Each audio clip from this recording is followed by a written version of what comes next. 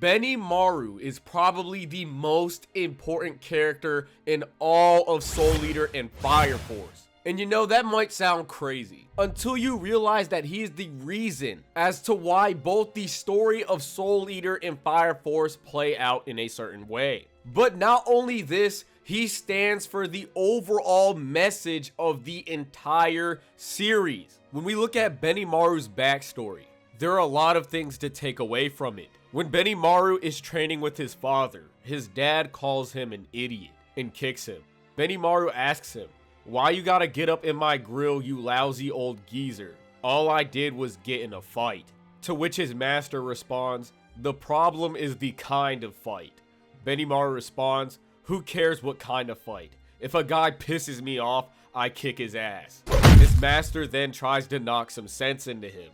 Benimaru walks away, saying to himself, "That hurts. He keeps telling me not to get in fights, but what about him?"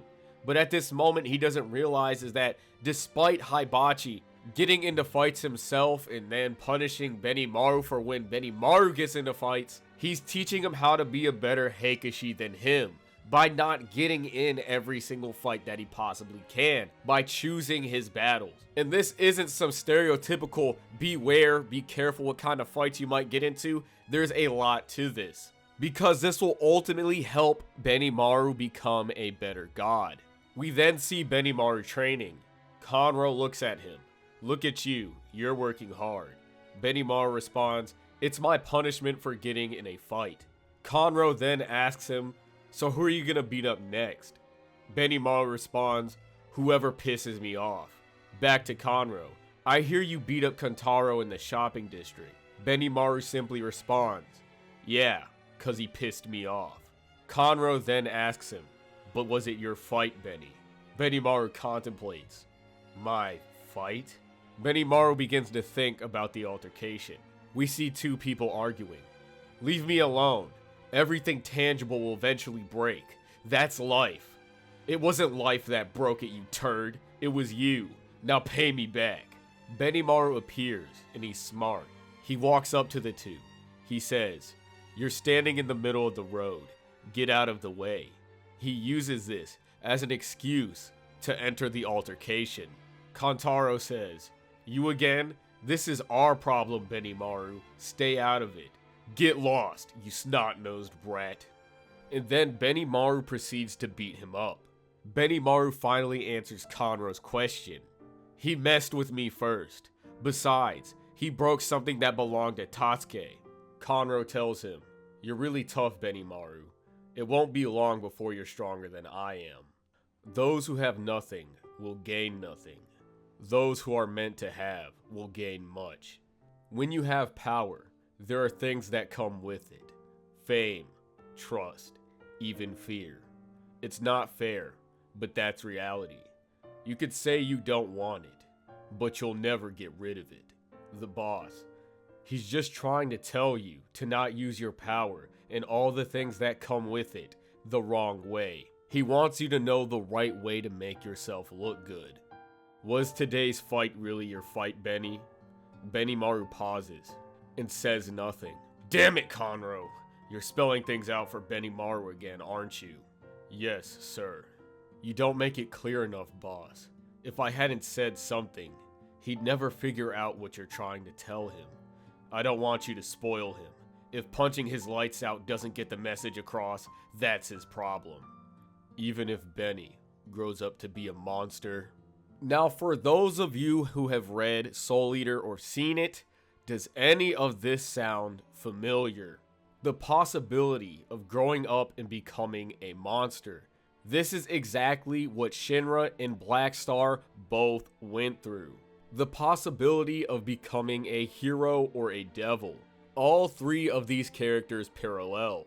Hero or devil. Warrior god or demon. Hikeshi or monster.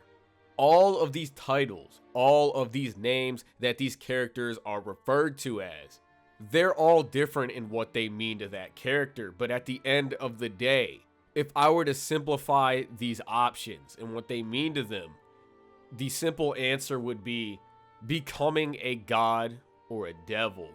And on Benimaru's journey to becoming a god, he lays out the foundation on what it takes to be one. You have to be a dad-blamed idiot to be an Asakusa Hikeshi? That's what I said. Asakusa's Hikeshi aren't like the Holy Soul Temple's fire soldiers. The temple's fire soldiers take the Infernal's lives under the auspices of the great sun god's grace. In other words, God covers their asses. But we Hikeshi take those lives all on our own. Obviously, we don't have any gods to hide behind. The responsibility rests squarely on our shoulders. We carry those lives, those deaths that we cause. Now, does any of this sound familiar? Bear the responsibility for the deaths. A single man carries the weight of the sun wheel. One man acting like he's a god. It's as childish as you could possibly get. There are no gods in Asakusa. The Hikeshi boss takes all the responsibility for the living and the dead, all on his own. We preside over people's lives and deaths. We're the absolute authorities on maintaining order. Benimaru is no different than Kid. They both take the role of becoming the next gods for their town and city. Benimaru is the first Shinigami and laid out the foundation on what it takes to be one, thanks to the teachings from his father. It's too much. I can't let one decrepit old man carry it forever. And this is no different from Kid's story in Soul Eater. Death could not hold the torch forever and had to pass it on to Kid, because at some point Death's journey was going to come to an end. And the same happened to Hibachi, and they would then pass it on to their sons, teaching them on how to be a proper god. You think I'm running away, you senile old geezer? You think I'm not ready? I'm ready. I have been since the day the Asakusa Hikeshi took me in. Asakusa is my town. Benimaru protecting Asakusa is no different than Death protecting Death City. As for the foundation that Benimaru laid out for every other Shinigami throughout the series, outside of the Shinigami dynamic that he's developed, you must understand what both Hibachi and Death were trying to teach Benimaru and Kid. So now let's look back at Benimaru's backstory and ask ourselves, what was Hibachi trying to teach Benimaru? Hibachi kicks Benimaru, and Benimaru tells him, "What's wrong? All I did was get in a fight." Hibachi says, "The problem is the kind of fight." While Benimaru is training for being punished, Conro appears and says, "But was it your fight, Benny?" Now what do they mean by this? This little scenario, this fight that happens, that Benimaru decides to interject himself into, was not his fight. And it was not his fight because, as a god, he cannot take on every problem that man may face. As a god, he must have faith in humanity and allow them to solve their own problems and fight their own battles. That is why Conro tells Benimaru this: those who have nothing will gain nothing. Those who are meant to have will gain much. Benimaru must have faith in his people and allow them to fix their problems on their own. And this was passed down to Kid's current generation in Soul Eater. A Shinigami holds true power, and Kid's love of humanity means he will not need to rely upon it. The fact that Father never used his power was proof of his faith in humanity. He believed that even if the Kishin covered the world in madness, humanity would not give in. Benimaru learned not to use his power against others, and to have faith in humanity. This is why at the beginning of the apocalypse, when the pillars first started to appear, Joker asked Benimaru, "You still plan on staying out of it, Mr. Toughest?" Benimaru then responds, "This is the Empire's fight. It's not my problem." At first glance, you would think that Benimaru is just being a jerk, but in actuality, as a god, he's allowing the Empire to solve its own problems. And then, when it seems as if somebody from Asakusa was involved, aka Benimaru's master, coming back as a demon. He finally decides that this is his fight. What makes Benimaru so different from Hibachi is the fact that, as Conro said, when you have power, there are things that come with it. Fame, trust, and even fear. And this is just like Shinigami. Asura began to fear him because he started to fear death. With Hibachi's great strength, fear came along with it as well. And this is what led to his death. I didn't do anything wrong. It's exactly what you did.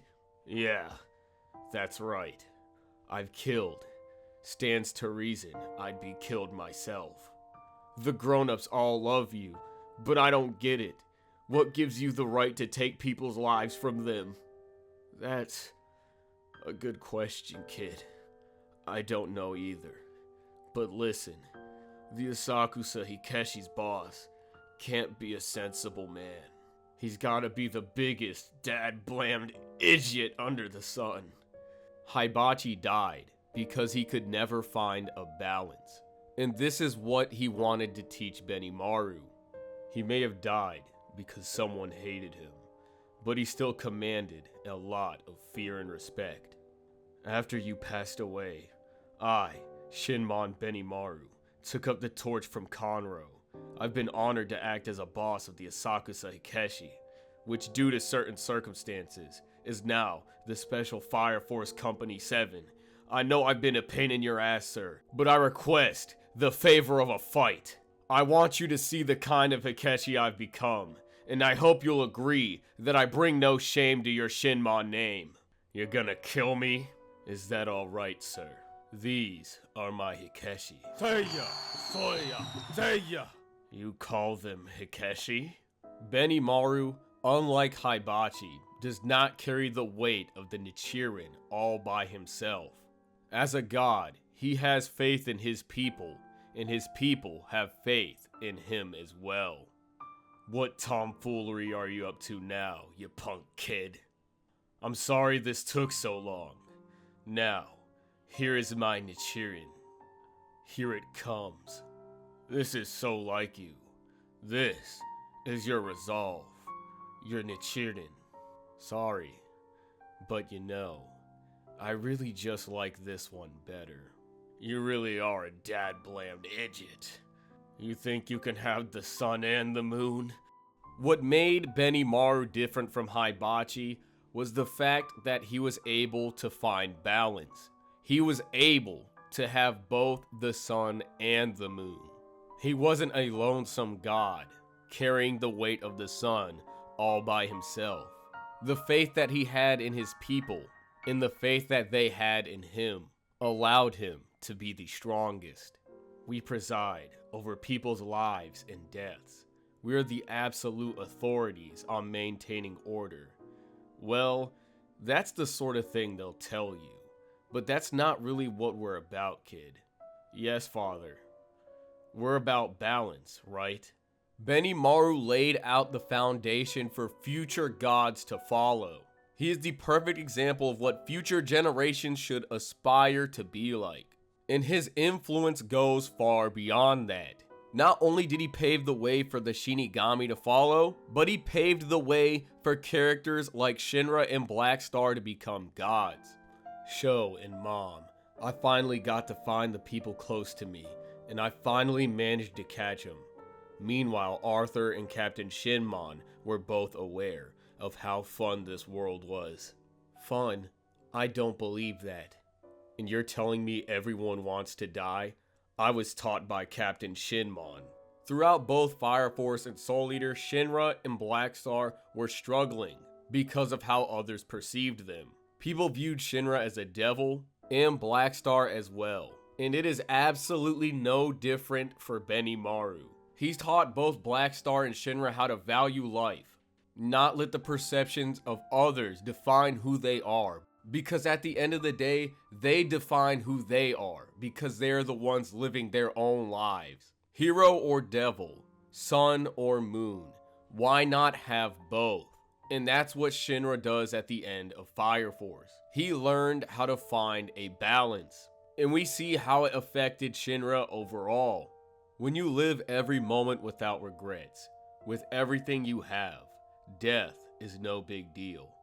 These lives were given. We should enjoy them like big idiotic fools. The jerk treated me like a dad-blamed idiot right up to the end. But after seeing him again, I'm finally convinced. When he called me an idiot, he was giving me his seal of approval. Even moments before death, Benimaru still enjoyed his life, just like a big idiotic fool. There's nowhere left to run on this entire planet. All we can do now is trust in Shinra. Booze! Everyone get a drink. If you can't drink, get whatever you want. With all this happening to the world, not even I can save all of you. Sorry about that. But that doesn't mean I'm gonna abandon you. I'm going with you, all the way to the afterlife. Let's sit back and enjoy the show. Just like that, you wiped away all the fear in Asakusa. You've grown into a real class act, Benimaru. If I didn't have Asakusa, I'd never been anything more than a flaming, fiery monster my whole life. I owe it all to you and the old boss. Thanks. Let's go see him again, together. Despite humans having the possibility of being evil devils and monsters, Benimaru's teachings allowed Kid and Death to believe in the love and compassion of humanity. The balance Benimaru taught us is that God will always have faith in us, and in order for us to find strength, we must have faith in God as well. With God as the sun and his people as the moon, we both find strength in each other. In the sun wheel's light, the moon shines an even deeper crimson. Benimaru shows us that even someone under the worst circumstances, with the potential of becoming a monster, could change the very world for generations by paving a way for God in humans as well, allowing for them to become gods themselves and do the same, ultimately allowing them to no longer fear death.